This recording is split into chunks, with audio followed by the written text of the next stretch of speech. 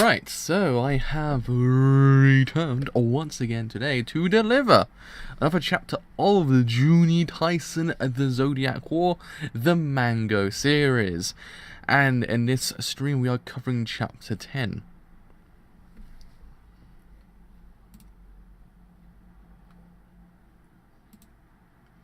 Don't know why don't know why me muting myself took that long, but it did.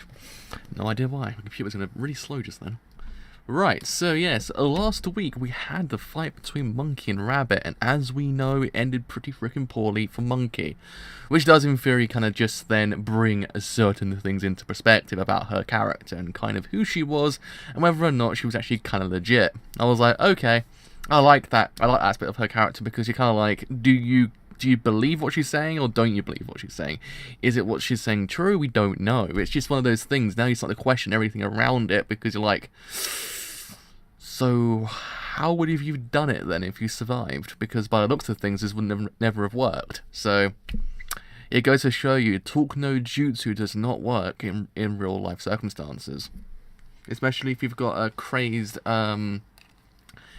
killer who goes by the name of Rabbit, then you're kind of a bit more screwed than usual, apparently. Because talk no jutsu does not work on a person who actually happens to be a necromanticist.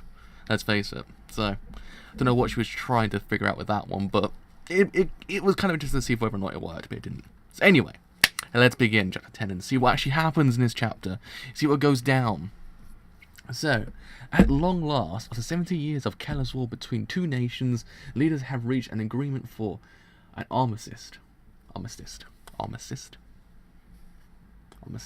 Yeah.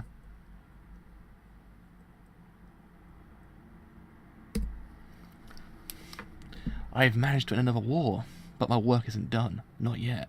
My fight won't end until I've brought about world peace. There we are. And there it is. A reminder of last week's chapter. What actually happened. There it is. So, chapter 10, Rabbit, Snake, Monkey, Sheep. I'm guessing we're getting sheep this chapter, which happens to be the kind of the next bit anyway. So that's still kind of... Actually, was it the next bit, or was it during this fight? Was she dead by the time that sheep was introduced? I can't remember now. Because there was one bit when it kind of just... It turned to him for a bit, and then it went back to the fight, and then she died, I swear. I'm just trying to remember the anime now.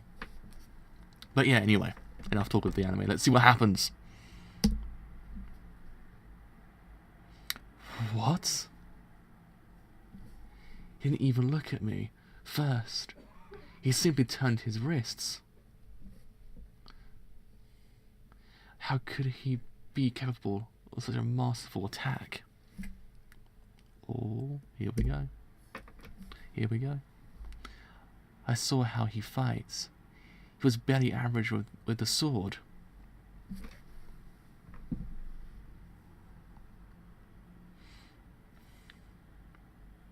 Jesus Christ, still. It's still one of those things, you're just kind of like, oh, because you kind of like her character, because she's the only character there that was kind of interesting besides Chicken, because Chicken was actually kind of interesting because she was best girl. But she was actually kind of interesting because she had a different outlook, and you kind of wanted to see it all come to fruition, but clearly it couldn't. So now there's your confirmation of the fact she wants to have the manga either.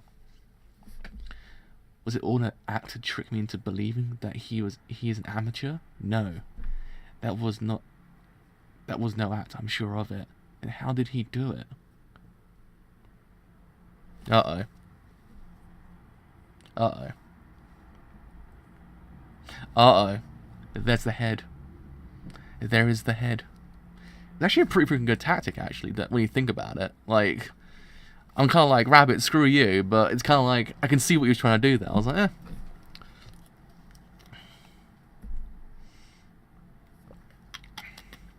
It gives you a second pair of eyes when you think about it. It's kind of like, yeah, okay, alright. I see what you're trying to do there. I don't agree with you at all because you're an arsehole, because you could kill my favourite character, but... Actually, two now. No, wait, no, one. I was gonna say, did he kill off Chicken? But no, Ox did. I get it now. Snake drew Nezumi-kun away from our fight, but it was only Snake's headless corpse that went. Yeah, pretty much.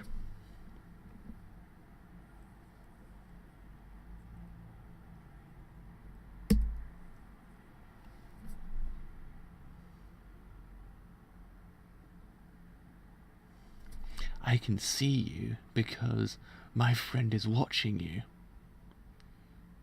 A head without a body shouldn't be able to do anything. Well, there we are. As a confirmation of that's not the case. But Rabbit found a use for it. He puts his minion's head to work as a surveillance camera.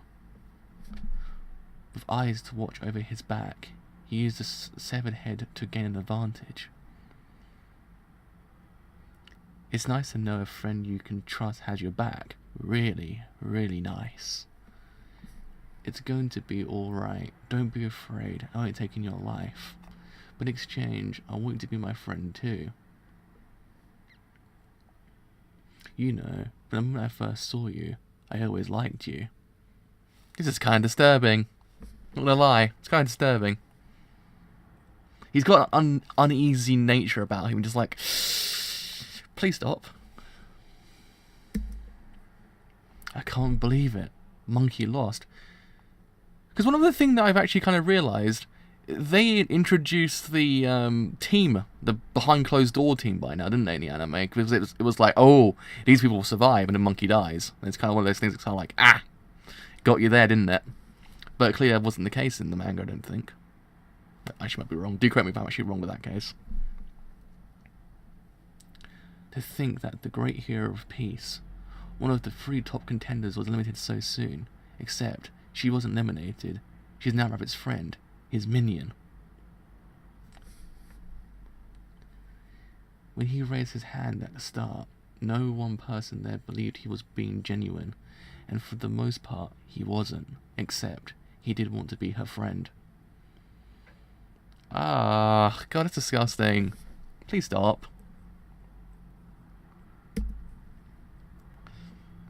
Of course, to him, befriending people means killing them and controlling their bodies, and he'll systematically do anything to make that happen. His tactics are devoid of any emotion. There's no humanity in what he does. He's not like a machine, though. It's as if he's working Othello pieces on a board. Just pure cold-blooded strategy. After all, Rabbit doesn't need living friends. What he wants is a horde of cold, obedient corpses. Usagi, the fighter of the rabbit, who kills with distinction. Sharu, the fighter of the monkey, who kills in peace.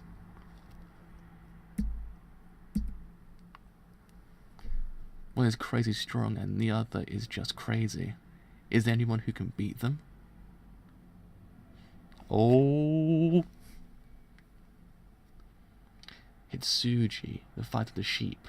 Real name Sumihiko Suji. Suji. Born on August 8th. He's 140 centimeters tall and weighs 40 kilograms.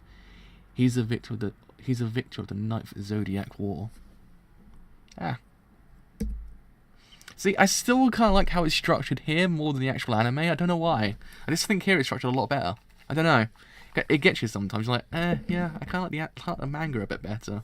Because the anime does do it quite well sometimes. There's actually often times you're like, I like that. That's pretty freaking neat. But here's actually kind of a lot neater, I think. But yeah, okay. So, that was a basic confirmation of the fact that she's not going to survive now. And I kind of like the introduction of her character after what happened. I was like, yeah, it's disturbing, but I thought, okay, so we actually get confirmation of the fact that actually she's being used. It's like one of those things, because I think the anime did it. I think the anime just killed her off, and then that was it, unless the subsequent episodes actually didn't introduce that whole entire fact. But the anime didn't do it when I was watching it. So the manga did it straight away. I was like, okay. So now we know what's going on there. So in that case, I was like, that's nice. It was kind of a neat introduction to the whole entire thing. But freaking hell, that was a little bit disturbing, I must say. I mean, because Rabbit's got an uneasy nature about him, because he's a bit of a weird case of a character, because he's you just don't know about him, and you don't know anything about him per se, because he's kind of one of those people who, he seems very kind of like not threatening in any way, shape or form. He's really not threatening the way he speaks, but at the same time, he's actually the most threatening person there. And once he actually does in theory kill a person, the uneasiness of how he acts after that point to actually kind of be normal once again, it's just even more disturbing, because you're kind of like, he literally just murdered that person, and now he's kind of acts like, oh, you'll become my friend. It just really freaking gets underneath your skin. Like, god damn. He's an uneasy character to kind of have to read out loud as well, because the fact is he's actually kind of disturbing. But even when you kind of just read it through, it's like, god damn, son, you want to calm down a bit there? Because it's kind of, it's uneasy. It's what his character really freaking is. It's uneasy. It's uneasiness about him. He's just like, no, please don't, please don't, please don't. But yeah, I mean, so it was kind of one of those chapters that kind of just didn't do too much in the sense of anything else other than the fact of doing a confirmation of the fact that actually she's dead and she won't survive, and actually then in theory makes us question her character. You think about it, because when you thought about it in the large context, you thought, okay, she's probably one of the smartest people there. She's probably one of the strongest people there as well. But in hindsight, she did have, in theory, smarts, because it's actually very much shown. In essence, she actually did, in theory, kind of bring two nations together, so she actually is quite smart. But the fact is, I think what she was trying to do here wasn't the kind of thing that was meant to be done, because she was trying to say, look, guys, we can do this without actually fighting, which could, in theory, be done. But you have people there who just want to fight, so you kind of have to, you have to kind of figure it out. You got to be like, no, I don't think it's going to work in this case. Oh man, how can you forget? It's the only thing that kept me going this whole entire week. I was like, man, Son Galaxy was today. It's the greatest day of the week. So yeah, I mean, I don't know. It's just, she's a weird character as well, because it's kind of, you had that bit where it's contrasting the fact that, okay, she's actually conquered this nation, in essence. She's conquered a nation in the sense that now they have achieved peace. Now she says, oh, I want to achieve world peace. It's like, girl, it's going to be pretty freaking hard. I mean, you probably could do it, but goddamn. I mean, I'm guessing this practice, as I said last week, this actually is her litmus test. This fight was a litmus test for her, because either this proved that she was actually kind of worth it or not, when you think about it, because she has gone to a place that's kind of full up with characters who don't want peace and just want to fight, and she's basically saying, look guys, just don't fight. It was kind of interesting in that case. That's why I kind of liked it, because it's kind of one of those things you have to kind of change these characters. It actually would be interesting to see if this came to fruition, but I don't think it would have done, to be honest. That's why I was kind of like, is there much point in her being there in the first place when you think about it? Because it's kind of like, she was a missing link in the whole entire thing, but granted, she added to the whole entire narrative at the same time. It's a bit weird, because it's just one of those things you just can't conjure up your own like kind of deduction of her character, because at the same time she's kind of alright, at the same time she's kind of like a bit like, nah fam, I don't think that's going to work in this case, because let's face it, Talk No Duty will not work against Rabbit. Wouldn't work against Ox either, because if she conquered Rabbit, holy hell, I don't think she would actually conquer Ox at all either, because Ox is kind of one of those characters like, okay, I just want to fight. So it's just one of those things. It's just, her character, I don't think works in this whole entire narrative, but I'm glad she was there, because it gives you a different perspective. Because if you just had cold-blooded killers the whole entire time, you'd be like, what was the point? You have no one you kind of want to side with, because you're kind of like, okay, that character's okay, I'll go with him. But you don't really feel connected to any of them. But with Monkey, you kind of felt a little bit connected, because she was a bit different. She was like, no, I will not fight anyone here. But at the same time, she was just a missing link, because it's kind of like, I don't think she would have worked anyway, because it's just one of those places that just doesn't work. I mean, Wars kind of prove the fact that she can do it, but here it's kind of a lot different. It kind of proves it's actually kind of like a very, very freaking like formidable arena when you think about it. It's not to be taken lightly, so it's actually kind of depressing to see her go. But at the same time, it's like you kind of saw it coming from a mile away. That's the problem. You kind of see it coming a mile away from most of the characters. That's the kind of depressing part. But yeah, that was Juuni Taisen chapter 10, really. Just a confirmation of the fact that she died, and actually then we're getting Sheep next week. Next week, Sheep is introduced once again. Actually, then we kind of get more confirmation of the fact that actually he won the previous Zodiac War, so that's there as well. And also, hopefully he doesn't die so quickly as he did in the anime, because he was like, oh, I'm this big-ass person that's actually pretty freaking cool. Oh no, I'm dead. It's just one of those things. Hopefully the actual manga does improve upon that, because the anime does not do a good job of actually kind of allowing characters to kind of just work in the sense of how much they kind of pace in certain contexts, is what I'm trying to say. The pacing's kind of weird. So I'm not kind of like very, very kind of like about it. I'm kind of a bit about it. That's why I like the manga a lot better, because the manga paces events kind of a little bit better than your average anime adaptation does. But yeah, I mean, let's see what happens. Let's see what goes down next week. So yes, with all that said, I've indeed been the driver.